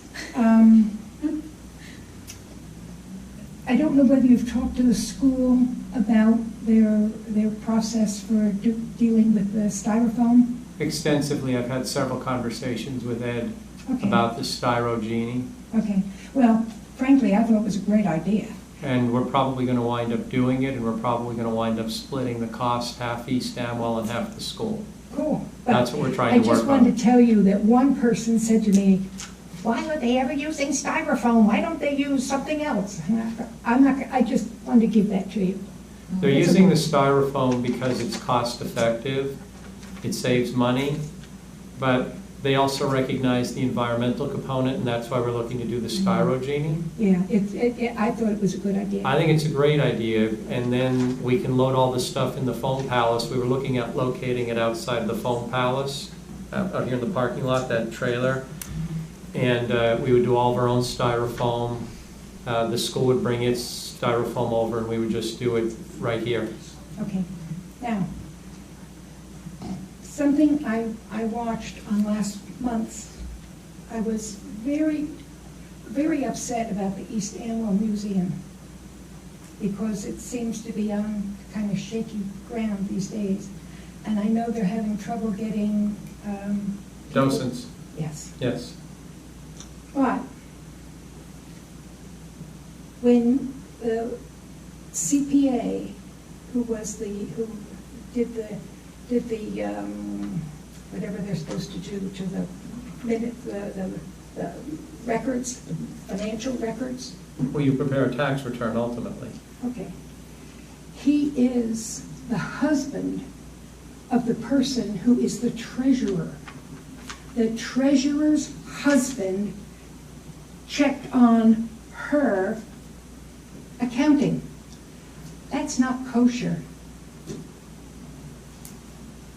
Well, what you're talking about isn't the museum. What you're talking about is the Historical Society. That is not part of the township. East Amwell does not have control over the Historical Society. That is the society. Correct. That has nothing, I'm not going to say it has nothing to do, because they are managing the museum, but what you're talking about is the East Amwell Historical Society. That is not part of the township. No, that's not part of the township. They are a not-for-profit. But I still will say, in case they happen to see that is not a kosher thing to do, to have the treasurer's husband check all the, Well, it ain't good. when that was brought to my attention, I'm a tax lawyer by trade, as you know, so I know a lot of accountants. And I also know the general counsel of a large accounting firm. And a big part of his role is those kinds of ethical issues. So I reached out to him and asked him whether that was a problem, not because this is an East Amwell issue, but because the Historical Society has a connection to our museum. I wanted an answer to that question, and the answer to that question was that as long as it was fully disclosed, which it was, everybody in the Historical Society knew that that one member of that household was the treasurer and the other member prepared the tax returns, that there was no issue with that from an ethical perspective. It was fully disclosed. Also, as I understand it, the CPA was preparing the tax return. The CPA was not doing the audit. The audit was handled internally by the Historical Society. They had someone with experience in audits who handled the audit, so it wasn't the CPA who was doing the audit. So it's not necessarily our business, but I'm just telling you that I did look into that and came to the conclusion that nothing wrong or unkosher was being done. I understand your concern, Yeah. but he was not doing the audit, he was doing the tax return, and that's a very different thing. Okay. But, you know, maybe the society is kind of like township committee. Nobody says, does anybody not agree? And they all say, But look, that's... because nobody disagrees with you up here. Right? Huh? Have any of you ever disagreed with... Yes. Oh. Really? Did you ever vote to say no when he wanted it to be yes? I don't know. Okay, I don't think so either. No, but we had very heated debates. Well, I'm not saying debates. I mean, when you vote, you all do what Rick was. What's wrong with having consensus and agreement? But all the time, you're like the house. What were those Woodford House Stepford wives? Yeah, that's what you like. Anyway, thank you very much. It's hard to vote I went against over success. my time. So it's hard to vote against things that are working. Yeah, look, I'm not touching that one with a 10-foot pole. Here's the CPA himself. Now he's going to defend himself. No, I'm not going to defend myself, Sue. I'm just going to reiterate what happened so you fully understand. Yes, my wife and I. Can you just state your name? John Sarambo, 111 John Ringo Road, Ringo. So my wife and I, yes, my wife was the treasurer. As you know, she was also on the Historical Preservation Committee for 19 years, and she was very, very into the Clausen House. She loved it. It was part of her soul. When budgets weren't being done on the East Amwell Historical Society, and money was being spent by debit cards and not being approved by, okay, I'm just re-clarifying it. She brought it to the attention of the East Amwell Historical Society as technically a whistleblower. And as what happened is most whistleblowers, she is the one who was convicted. Okay? again, she just wanted an answer. She wasn't accusing. She just says, we need to get a strategic plan. We need to get a budget. We need to get different things here on this historical society, because this historical society's money is not mine, was not my wife as a treasurer, it's the public's money. And the public's money has to be spent, just like in the township or over at the school, with proper notification. An audit committee was developed, and I think there was 3 members on the audit committee, I'm not sure, because I got canned before all that happened. And they were going through and asking questions of the individuals who were spending the money, and they never got the correct answers. And as of today, that audit still has not been complete. Okay, so, yeah, there could have been a conflict of interest, and there could have been everything else, but I just have to say that Pauline, my wife, put her heart and soul into that, put her heart and soul into the East Amwell Historical Society, and is very devastated that she is no longer there because being forced out. So, you know, it was not trying to be a conflict of interest, not trying to be a bully. It's just that and there was no accusation, but it was when the individuals who were being asked the questions, you know, if you have, I'm not going to say a question, but if you have nothing to hide, why do you push back so hard? And the pushbacking so hard was to get rid of the CPA, so they can do, you know, who knows what they're doing, and get rid of the treasurer who was asking the questions for the good of the society and the good of the public. So I just wanted to state that for a fact again, just so you understand. Thank you, Okay. but I feel very bad though that you and Pauline are no longer part of that. Well, it's because we were forced out, and it was that, and Well, were you fired? I mean, Yes, I was fired. How can they force you out? I was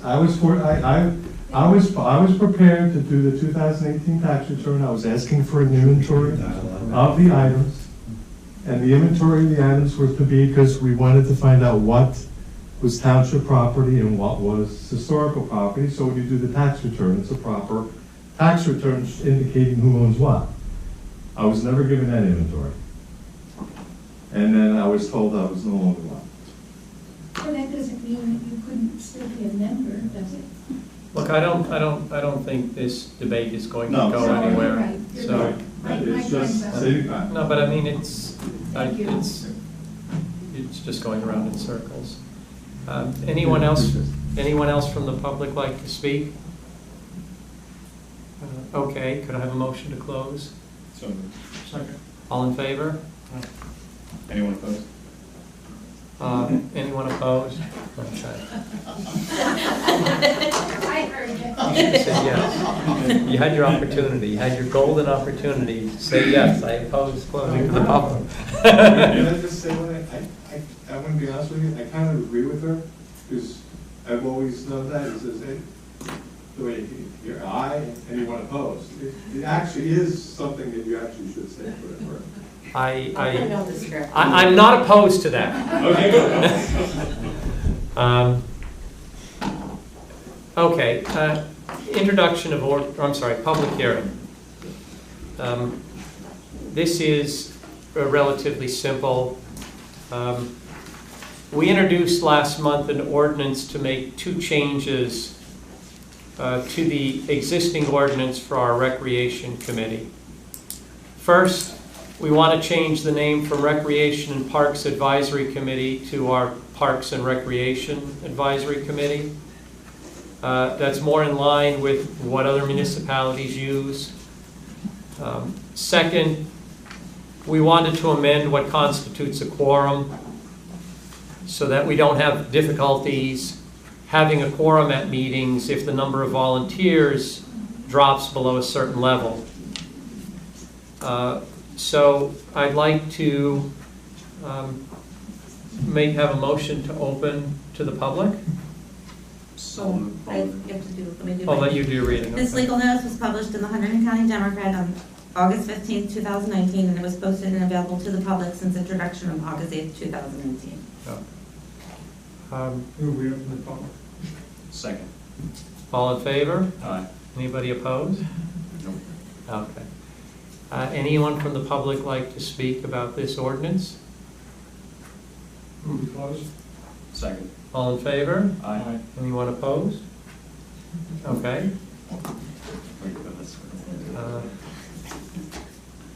Okay, so is there any discussion up here at the dais about the ordinance? Move the adoption of ordinance 1916. All second. All in favor? Mr. Wolf? Oh, I'm sorry, you're gonna, yes, yes. Mr. Matthews? Yes. Mr. Sobieski? Yes. Okay. The adoption notice will be published in the September 19th, 2019 issue of the Hunterdon County Democrat. We are introducing 3 ordinances tonight. They all pertain to the affordable housing program that I talked about earlier. One deals with the zoning to accommodate it. The other deals with fees. And the third deals with code requirements that affordable housing, the construction, would have to satisfy. So I'll take these one at a time, but I would, I think we could go through these pretty quickly. I'd like to have a motion to introduce ordinance -1918. I'll move the introduction. All second. All in favor? Aye. Aye. Anybody opposed? This- Motion, This ordinance will be published in the September 19th, 2019 issue of the Hunterdon County Democrat, and the public hearing is set for the next regular township committee meeting on October 10th, 2019 at 7:30. next is, I'd like to introduce, or motion, I'd like a motion to introduce ordinance 1919. I'll move the motion. I'll second. All in favor? Move the motion over the ordinance. Yeah. Aye. Anybody opposed? All for the ordinance. Okay, could I have a motion to introduce ordinance 19-20? This ordinance Oh, will be thank you. published in the September 19th, 2019 issue of the Hunterdon County Democrat, and the public hearing is set for the next regular township committee meeting on October 10th, 2019 at 7:30. Need to put a little thing there, shut up till I say this. Okay, just put it in red. Shut up till I finish reading this. Okay, could I have a motion to introduce ordinance 19-20? So moved. I'll second. All in favor? Aye. Anybody opposed? This ordinance will be published in the September 19th, 2019 issue of the Hunterdon County Democrat, and the public hearing is set for the next regular township committee meeting on October 10th, 2019 at 7:30. Okay, we have no special committee reports. We have no unfinished business. We have a few items of new business. The first two, again, have to do with our affordable housing. One, I would like to get a motion to introduce, or I'm sorry, to approve a resolution adopting the affirmative marketing plan for our affordable housing. I'll move the resolution. I'll second. All in favor? Aye. Anybody opposed? I'd also like to get a motion for a resolution for the Affordable Housing Trust Fund spending plan. I'll move that resolution. I'll second. All in favor? Aye. Anybody opposed? Okay. The third item, disabled veterans are entitled to a property tax break, provided they satisfy certain requirements. We have a disabled veteran in the community that applied for that break. Our Mary Ann Busher confirmed that this disabled veteran qualifies. We as a township committee have to make a decision. We have two choices. One, we could start the property tax break from the date that the application was submitted and approved. Or alternatively, we can start the property tax break from the date that the disability was verified. If we go with the former,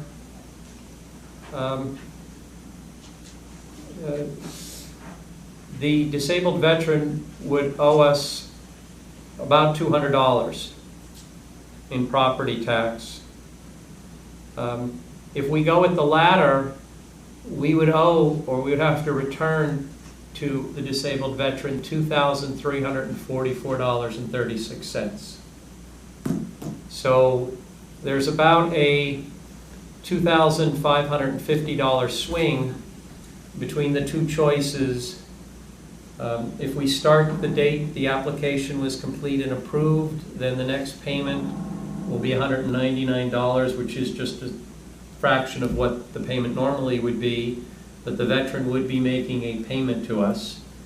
If we go retroactive to the date that the disability was verified, then Marianne will refund $2,344.36. What would this committee like to do? I believe 2 times previously that we've done this, at least as long as I've been up here, we've gone by the date of verification of the disability. So you would go with the latter and refund the $2,344? Absolutely. I know Mr. Francis Fiola very well. He's a great man, he's a hero. So I suggest we go by date of verification. I would concur with that. Anyone who's sacrificed so much for our country, I think we can, sacrifice a couple $100 for somebody who's not so much. So. I agree. So I'd like to then adopt a resolution that we will apply this based on the date of verification and provide the refund. I move the resolution. I'll second. All in favor? Aye. Any opposed? You'll note? Great, okay. For what it's worth, I think we reached the right answer on that one. And sometimes righteousness is in agreement.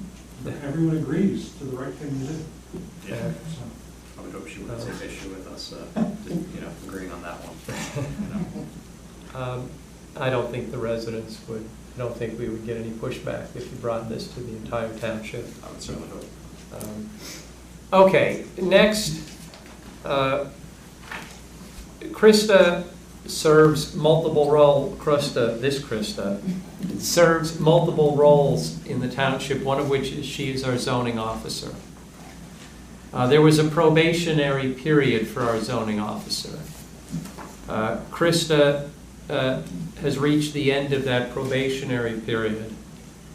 And so, we have the ability to continue it, but I don't see any reason to continue the probationary period. I think she's been doing a great job as the zoning officer.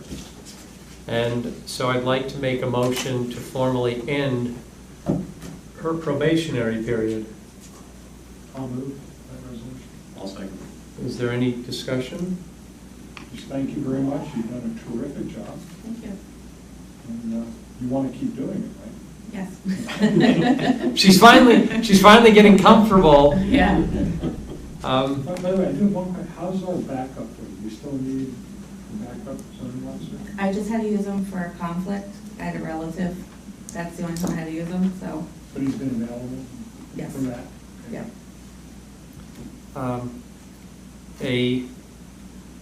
The former chair of our planning board said to me that he would never want to be the zoning officer because that is a position where you're hired to be fired.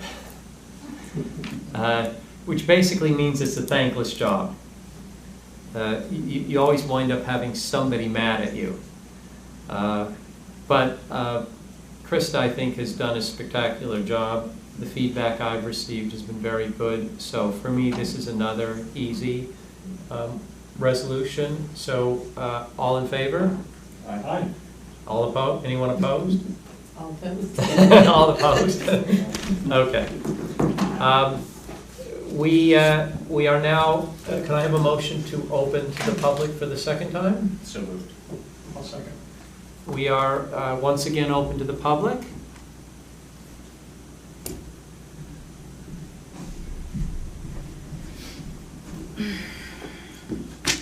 Alison Castellano, 9 Pearl Court.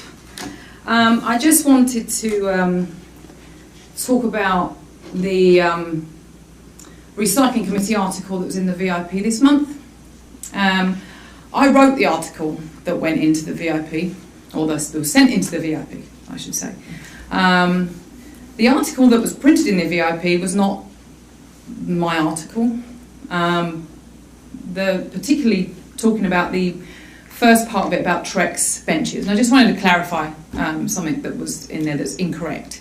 I'll just read the sentence to you. It says, so far, it's about Trek's benches, like I said. So far, we have 3 benches in Clawson Park, brackets, Thanks Grange and DPW, and on the Rocky Brook Trail, and at Kirkpatrick and Living Waters Church. Your church or other community organisation can be next. The benches that are in Clawson Park were not Trek's benches. They were donated by the Grange. They were donated by funds. They're not Trek's. So that's incorrect. And the DPW bench, as far as I know, the last time I spoke to Jason, they just haven't decided where they're putting that yet. It may go in Clawson Park, but they haven't decided yet. So I just wanted to make sure that, the Trek's benches are great, and the Grange are now working on, like they said, they're working on, having their volunteers collect the plastic for a bench that will go at the Grange. But I just wanted to make it clear that the benches that went into the park, they paid for them. We had the dedication ceremony at the park, Friday night in the park, and, we were very grateful for those benches, but they were not Trek's. So, like I said, that article was rewritten. I don't know their policy for doing that in the VIP. Nobody came back to me for me to even prove it. I don't know what the policy is supposed to be. But anyway, it was rewritten extensively, actually. The bottom half was pretty much my article. So, and also the photo that was in there of Rick sitting between the 2 ladies on the bench. The caption underneath says, Mayor Wolf presenting the Grange a plaque for donating a new bench to Clawson Park through the Trek's plastic programme. Incorrect. They paid for the benches.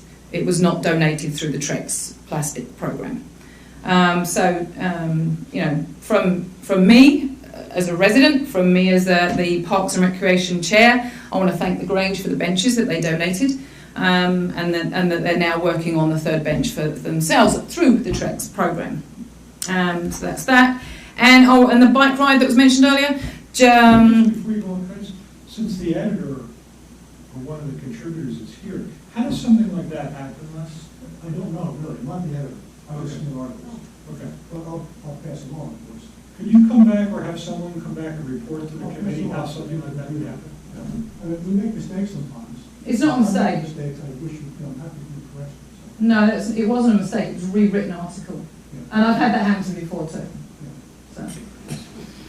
And then the bike ride that was mentioned earlier, I literally found out about that today, just because somebody I know is taking part in it.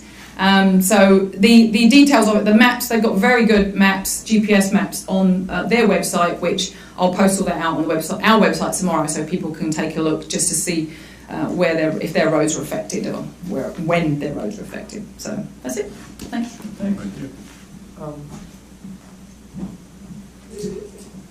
Look, I share Allison's concern. I've articulated this before. Quite frankly, to me, VIP means very inaccurate paper.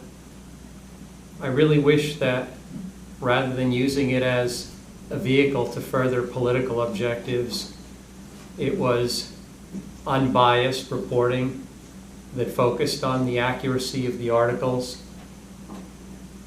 The article that Sue Passelt wrote and was put in that paper was also extremely inaccurate.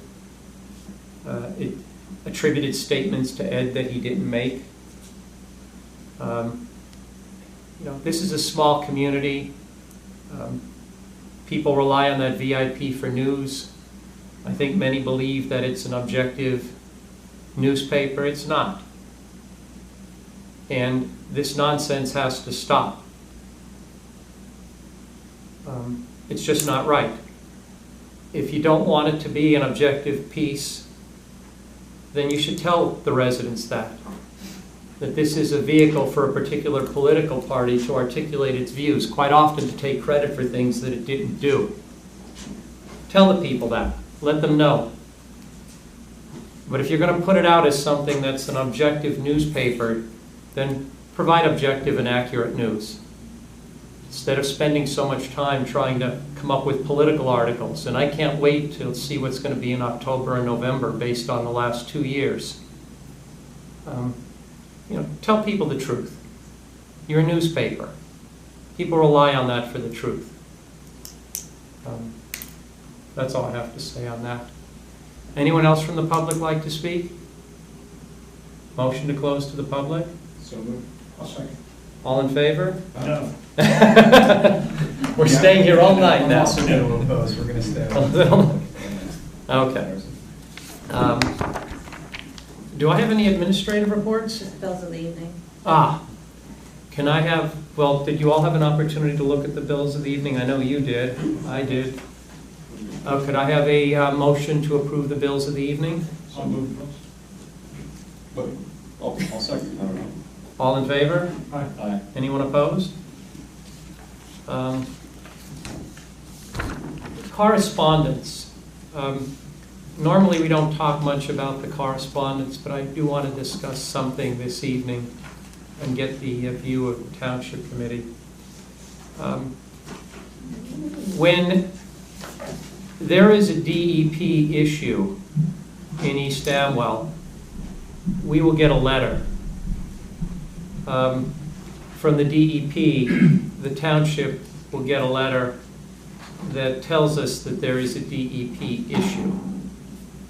I don't profess to really understand all of these rules, but quite often what it is if somebody has an underground oil tank that's being removed.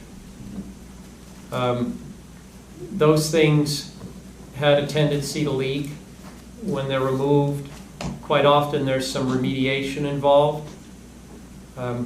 Generally, it doesn't pose any danger or any immediate danger as long as it's remediated properly. I've had discussions with at least one member of our Board of Health. I've had some discussions with other people about how much we want to publicize these letters and single out a homeowner because they're having an oil tank removed. I mean, on the one hand, we want full disclosure. On the other hand, we're not looking to create a panic or cause issues for a particular homeowner because there's an underground oil tank, and it's not a 1,000-gallon oil tank. It's generally something that they're using for their home heating oil. But we did have a resident this past week request that we publish more information, which I think, in isolation is a fair request. But I'm just not sure how to handle this. Do we really want to post lot and block number or address for each one of these DEP letters? Does that, in effect, put a scarlet letter on a resident? I mean, this got dropped in my lap yesterday, I believe, the day before, and I really haven't had a lot of time to think about it. And we don't have to make a decision tonight, but I wanted to bring it to the committee to get some input. To the extent members of the public want to give input, I'd be happy to get that. But we should make a decision as to how we want to deal with these kinds of letters. I'd be happy to get formal input from our Board of Health. I did discuss with the chair of our Board of Health a while back live streaming the Board of Health meetings. She was not keen on that because of the issue I just raised, that people come to the Board of Health sometimes to discuss sensitive issues. And on the one hand, we want full disclosure, we want open, transparent, but on the other hand, we don't want to create panic. And generally when somebody is coming to the Board of Health with these issues, they've had to notify people who live near them so the people who live right around them know about it. But do we really need to let the whole township know about it? That somebody's septic failed or whatever the issue may be. So this is a hard one for me because our platform is open and transparent. We've been trying to put everything out there. But maybe there's a limit on that, and maybe we need to say, with certain sensitive issues like this, If somebody really cares, they can come in and see Krista, and Krista can share the letter with them. But do we really want to be putting this by address in the agenda and, you know, on the website, et cetera? And I'd love to get input. What would we currently do? We would put, well, right now I just put the last name of the homeowner. DEP letter regarding someone's. Well, this one was like, from this one is a letter of interpretation. Is it in the? But the one in question is like a hazardous discharge. And I just put a JDP letter, hazard discharge, and the date received. I didn't put any other information. Past agendas, Terry did have the address. So is our correspondence, item 19, is it exhaustive, meaning it's all correspondence we've received in the period? Yeah, anything that's common. Or is it everything, or is there any exclusions? The exclusions is just like registrations. So it's not comprehensive? So then I think we have some discretion. Yeah. And then if somebody wants it, they can always come Yeah, in, it's over open. request it, they come. Oh, it's operable. That's very good. I think it's fair to just say the letter is received. And that's it. I mean, I'm okay with that. I don't think we have to provide any more detail that's in the letter. The letter speaks for itself. Look, we don't have to make the decision tonight, and we're two members short. I'd like to get the input of Pete and Kevin. I just want to get it on the table to the extent that any member of the public at the next meeting would like to weigh in. They should feel free to come, and we can talk about it during the open public. But I have a hard time with this one because of the reason I've said. On the one hand, we want everything out there, but on the other hand, maybe there are limits when it comes to sort of sensitive issues regarding a particular resident. I mean, certainly if there's a matter that's going to jeopardize the township, if there were a nuclear waste dump on somebody's farm, that we have to let people know. But an oil tank being removed, those generally don't create issues. As I understand it, it's not all that uncommon. I talked to one of the members of our Board of Health, and the DEP is all over those, and they make sure it's cleaned up and everything is okay. And so, you know, do we want to put a scarlet letter on an individual or a property? I have some indigestion with that. Yeah, I look again, what's the purpose of this section of the agenda? It's just to summarize relevant correspondence. I don't think there's any obligation to go into any detail in that correspondence. If someone sees something they want to know more about, they come and ask me. Sort of my feeling.